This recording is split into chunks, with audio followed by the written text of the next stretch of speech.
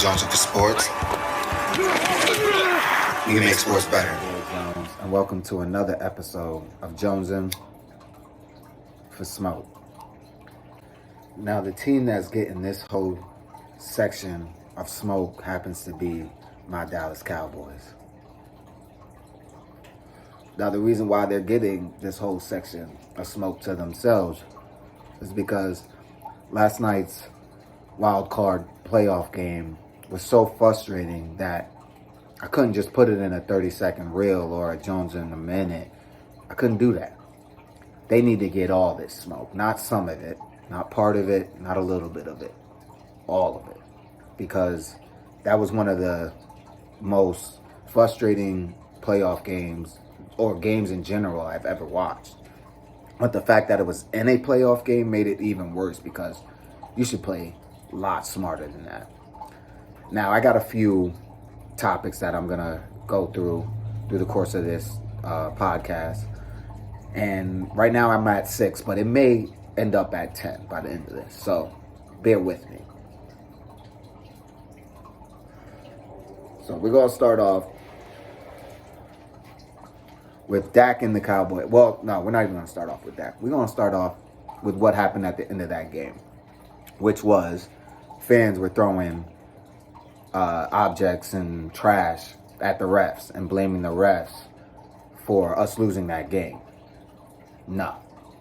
That last play on the ref was not on them. That was on the team. Dak Prescott, Mike McCarthy, for not having them ready and knowing the rules of the game in a crucial moment. How the hell do you not know that in those moments, you have to give the ball back to the ref before you start? Watch, you can see it in any game where it's a close game. It comes down to maybe a Hail Mary or whatever the case may be to spike the ball, that the player always gives the ball back to the ref. And if he doesn't, the ref will grab the ball and set it up himself. That's just always how it's been. So the fact that people are blaming refs for this game when throughout the game there was no bad calls that I saw, that's a no-go. That's a no-go. So the refs had no impact on us losing that game. No impact on us losing that game. So, Dak, for you to say what you said, Mike McCarthy to say what you said after the game and blaming the refs and condoning the fans throwing trash at them was trash of you to even say that and condone that. So I gotta say that, and I'm gonna be real honest with y'all. I still love my team no matter what, but I ain't gonna let that bullshit slide no matter what. So that's one. Number 2, Dak Prescott. You did not play up to par in this game. No, not at all. You did not play like the $75 million guy that you got paid this year. No, not at all. That was a horrible game by Dak Prescott, if you ask me. There was a lot of missed passes, a lot of missed open guys, and you just can't do that. Like, that's unacceptable for a guy that's in his 4th, 5th year to be playing like that. It's unacceptable. Especially when you get opportunity after opportunity to make up for your bad play. But yet you mess it up. Especially the last play. We're going to get back to that, though. That last play was ridiculous. But Dak Prescott did not play well. Just didn't play well. So there's no excuses on his part, anybody's part. He did not play well enough for us to win that game. That's just what it is. So Dak, you definitely get this smoke. Number 3, Mike McCarthy. Time after time this year, you have made some very questionable decisions as a coach, as a head coach, a veteran head coach in this league. I don't understand how you don't know, like I said back to the last play, how, one, did you make that call for Dak to run it? because that I don't think was the greatest play. Like, it just wasn't. So for him to do something like that, it doesn't make any sense at all. But that comes back to you. You got to know the situation. You have to know what you're doing and let your players know what they're doing. Because some of them haven't been in those situations. And this is the playoffs. So you have to have your guys ready at all times. That tells me you did not have them ready. You did not have Dak ready for that moment. That's on you. That's on you. Another thing that falls back on you, Mike McCarthy, is you did not have your team disciplined. 14 penalties in a playoff game, and almost every penalty that we got were at big moments. That's on you. It's on the players as well. Don't get it twisted that the players are free on that. They have to be more disciplined themselves. But you as a coach have to have them already disciplined. That's why Belichick is also known as one of the greatest coaches, because his teams don't make those type of mistakes. Yes, they got washed, but the team that they played were just better. But they don't make bonehead fucking penalties in crucial moments. We had too many, and that told me right away, you did not have them prepared. You didn't have them ready. You didn't let them know that this moment is not a moment for you guys to be making mistakes like that, because it will come back to bite you. And it fucking did.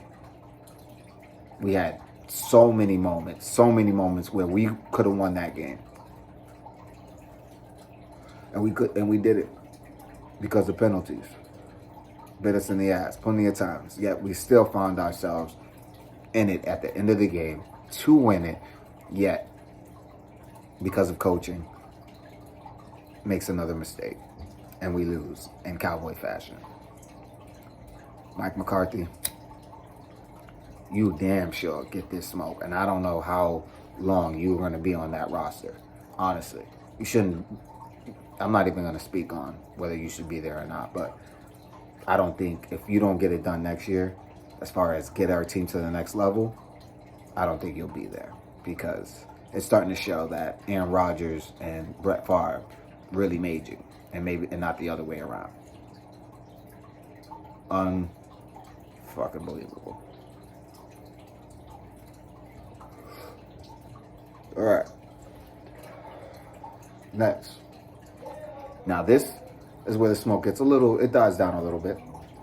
Because I'm not really upset with these players, but I'm just expecting more, and it seems like we're not going to get there. So, starting off with Zeke. Zeke, I love you, man. I was big fan of you from the beginning, from Ohio State. I'm an Ohio State fan. Was begging for us to get you in the draft. We got you. I was hyped. Started off amazing. But you just haven't been the same since. And over the past 2 years, I still was, on the Zeke bandwagon. Feed Zeke. And you had some moments this year, but definitely didn't pull it out in the end when we needed you. So I think it's time for us to start thinking about moving on, or maybe not moving on, but reducing his touches and getting Pollard more touches, because you can see the difference when Pollard gets in. Pollard comes in and he's electrifying. He gets yards. He finds the hole. He gets to the hole quicker. So I think it's something that the Cowboy offense on the off season needs to think about, honestly, because Zeke is just he's not getting it done anymore. He's not getting it done, and it might be because of all the years prior. All those touches, it wears on you. Injuries start to pile up. We see it happen all the time. Or it was the money. He got his money and then started declining. That shit happens too. But either way, I think it's time we start finding new roles for Zeke. I don't want to say get rid of him, because I'm still a big fan of him, but if we can find another role and get Pollard some more touches, I think that's the next move for the Dallas Cowboys as far as running backs. Because I've seen enough.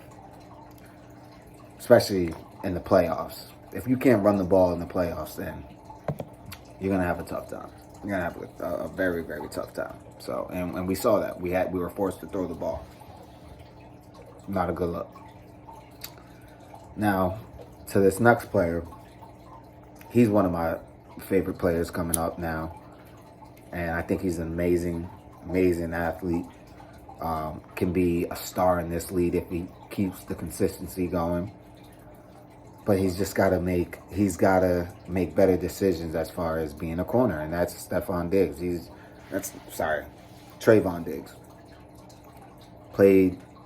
Had an amazing season as a corner. 11 interceptions this year. I think most in Cowboy history, or at least tied. So he's been great, but we see it game after game. They catch his ass. They catch him looking inside at the quarterback, and they hit him with a double move, and the guy's gone, running up the sideline for a touchdown. We see it game after game after game. Yet he has 11 interceptions, but yet leads the league in passes caught on him and yards. So, it's give and take. He's great in instinct when the quarterback and the receiver are on the same page. He'll pick that up. Tip passes, he'll pick that up. He used to be a former receiver, so he's good at that. He has good instinct. But I've been watching him the past few games, and he bites on that first move every time. He's looking inside every time instead of, especially in man defense.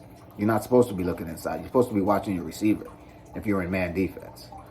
If it's in zone and you have help over top of you, then I understand it. But you're not in zone.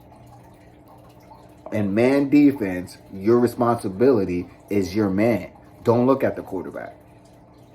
Do not look at the quarterback. Watch your receiver, where he goes. And once you are with him and stuck to him like glue, then you could peek your head back and find the ball. But other than that, you ain't supposed to be peeking inside. Like I said, unless it's zone, where you're looking around, finding your receiver, and seeing where the ball's going. That's the only time you should be looking inside. So, Diggs, I think you need to work on that, because if not, they're just going to continue to pick on you and hit you with those double moves, and you'll start looking a lot worse than you have been. So, but I'm still definitely proud of him. Another receiver. See, we're getting up to 7 now. I just thought of another person that I used to be a big fan of, still a fan of, but I just don't want to see him on our team anymore. I don't want to see him on the field anymore. And that's Anthony Brown. We all know Anthony Brown. I mean, damn. When I say teams know, we know, but the other teams know Anthony Brown's going to give it up, they pick on him night and day. Yes, he got a pick. He was in the right place at the right time. I mean, he used to be one of my favorite cornerbacks, especially when he was fresh in the league with the Cowboys. He was making big plays, was a no-name guy, and found his way starting.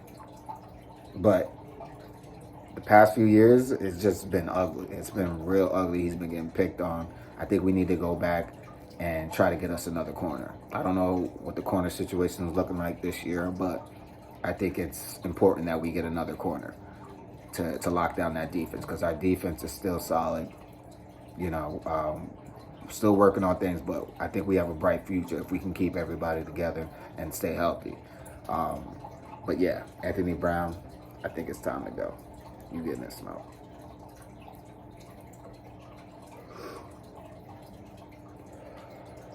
And the last thing that I have to say about my Cowboys is that over the years, we've had some teams that looked really, really good.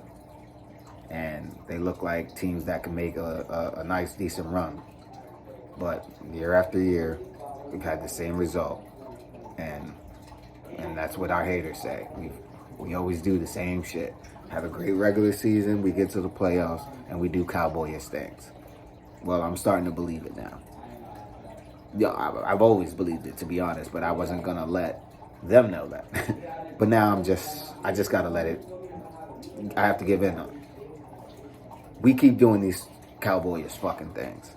So, From now on, the Cowboys are on that prove it deal. Prove it to me. Prove it. Make it to the NFC Championship fucking game. Win more than one playoff game. Because that's all I've seen in my life. Yes, I was, 5 years old the last time we won, but I don't remember that shit. I was 5. So, for me, it's been a very, very long 26 years, and I need to see it now. Like, I'm tired of all this hype during the regular season and all that shit. Prove it to me. Let's do it. So, and there's not going to be much talk from now on as far as the Cowboy goes, when it goes with me. Still going to be a proud Cowboy fan, but I'm not going to be as loud as I was. This year, I was loud. I was proud. I'm always going to be proud, but I ain't going to be as loud because y'all ain't giving me nothing to be loud about.